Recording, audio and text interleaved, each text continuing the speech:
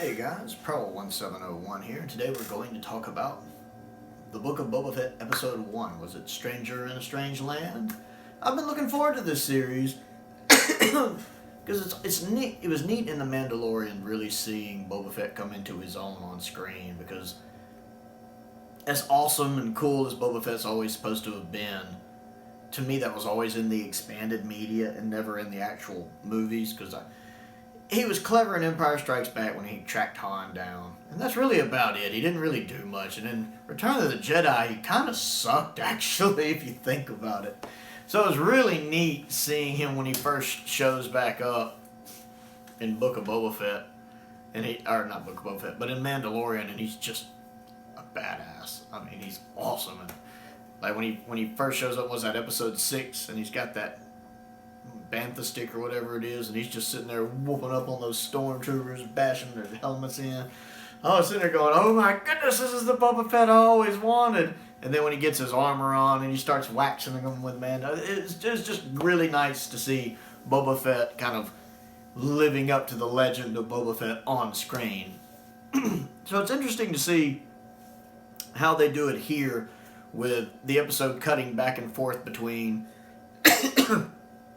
right after the events of The Mandalorian, and then cutting back to showing us him just escaping the Sarlacc pit in Return of the Jedi.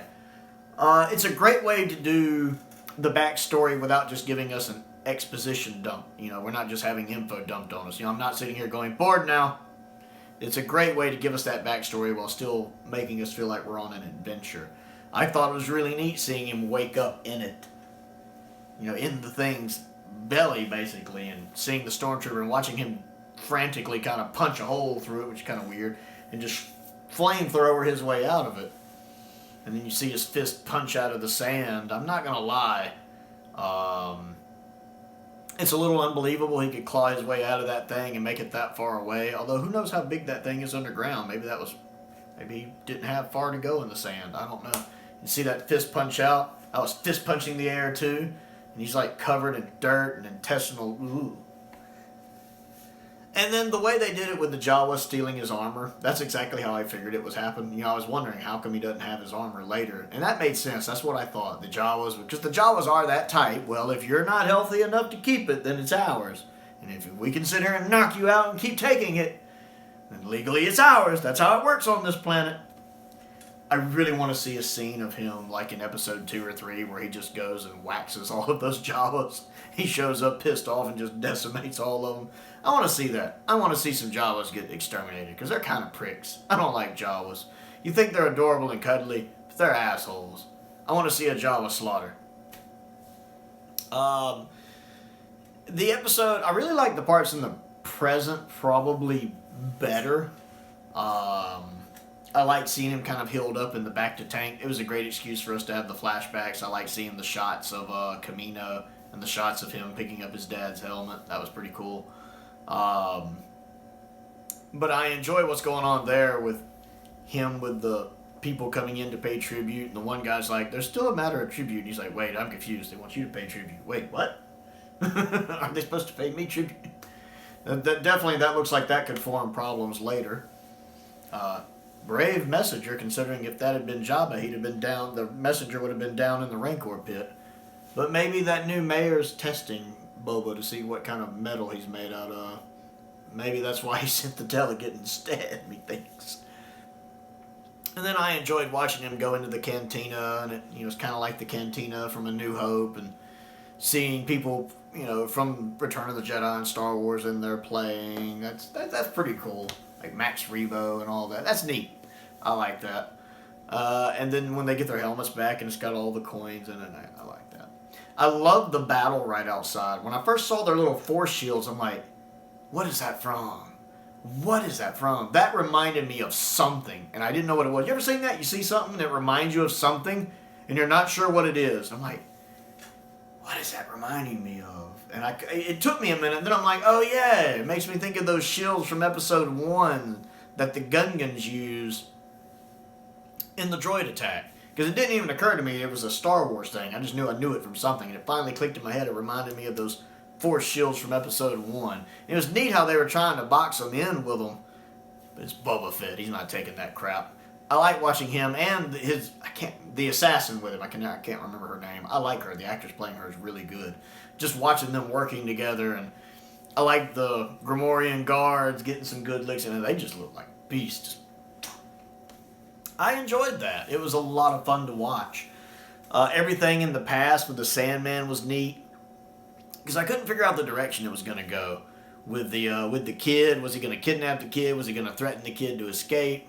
I did not know the direction they were going to take. Sometimes you can kind of read ahead the plot points, you know. Didn't know here. So I thought it was neat. I liked when he first tried to escape, when he was beating up the dog and had it in the lock. And then later when he saves the kid when they're digging for the water and the kid's bragging about, like a kid. The kid acts like a kid. I like that. I got a kick out of that. And how even the chieftain, it's weird because I can't tell if the kid was giving Boba the credit for doing it or if the kid was saying he did it. I couldn't really tell. It was pretty neat either way, but I like the fact the chieftain knew regardless. If the kid was claiming he did it, the chieftain still knew Boba did it and even offered him the water. A sign of respect. I like that. I did enjoy all of the build up there. I'm hoping now maybe he'll earn their respect to where even if they don't consider him part of the tribe, they'll leave him alone. They'll be like, you know what, as long as you're in our area, you're cool. Maybe that's why when we see him in the desert later, nobody's really bothering him. He's got his bantha stick, he's got his gun. You know, as long as he doesn't bother them, they don't bother him, etc., etc., etc. Like a mutual respect. It is interesting to see as tough as he is. He still kind of got beat up in that attack, so they had to get him back to the bacta tank. I'm curious to see where it's going to go. I liked the first episode. I think it was a great way to get people engaged in the show. I never felt bored. Again, I didn't feel like it was a big exposition dump. How it was all told in flashbacks, now kept cutting back between the past and the present. Worked really well for filling in his backstory, you know, how he escaped the pit, how he lost his armor, and kind of how he gets to where we find him in Season 2 of The Mandalorian, while still kind of advancing the plot and setting up what's going to happen in the story. So I really enjoyed it. I think the guy playing Boba is good. I like him. I liked him as Jango. I've always liked him either playing the character or voicing the character. He's really good. So I'm looking forward to Episode 2, and I wish I could remember how many episodes this is supposed to be. I have no idea how many episodes this is supposed to be. But I am looking forward to seeing where it goes next. So hopefully I'll have a review up for Episode 2 not long after I watch it. So I would like to know what you thought of the Book of Boba Fett Episode 1. So comment down below and let me know what you think. Other things to do, click the like button, click the subscribe button, click the bell for notifications so you never miss out on another video. I also have a Doctor Who channel called Another Sci-Fi Guy. And I do a new video every day on that channel. I'm not as active on this one anymore because I don't collect lightsabers as much as I used to. But I do a new Doctor Who video on my Doctor Who channel every day.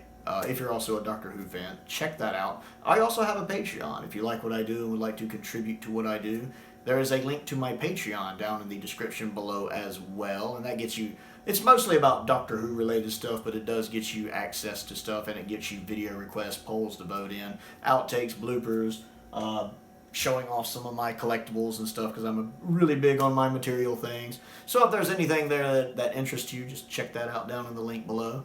Most importantly though, thank you for watching.